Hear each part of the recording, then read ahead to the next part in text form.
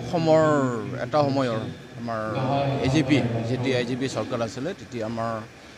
মন্ত্ৰী শিক্ষামন্ত্ৰীৰ লগতে ৰাজমন্ত্ৰী আৰু এটা সময় আমাৰ বড়ো সাহিত্যসভাৰ উপসভাপতি বড়ো সাহিত্যসভাৰ ট্ৰেজাৰাৰ আৰু আমি যদি ক'বলৈ যাওঁ যে অসমৰ আঞ্চলিক দল এজন নেতা হিচাপে তেওঁ কাম কৰি আহিছিল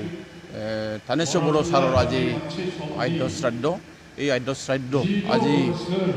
তেওঁৰ যিটো নেকি জন্মস্থান আমাৰ গড়মুখ এই গড়মুখ অঞ্চলত আয়োজন কৰা হৈছে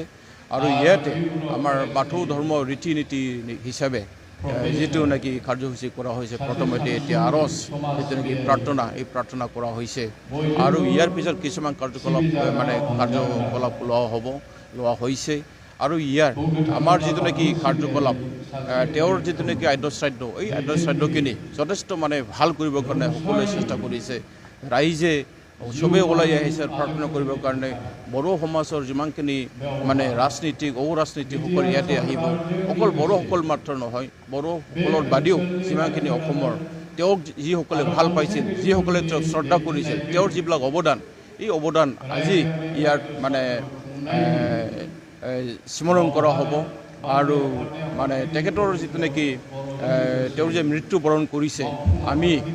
তেখেতক জীয়াই ৰাখিবৰ কাৰণে তেওঁ মৃত্যু হ'ল কিন্তু আমি তেখেতক জীয়াই ৰাখিবৰ কাৰণে আমি চেষ্টা কৰিম আৰু আজিৰ যিটো নেকি কাৰ্যসূচী ইয়াৰে এটা প্ৰতিচ্ছবি আজি ইয়াত আমি দেখিবলৈ পাইছোঁ।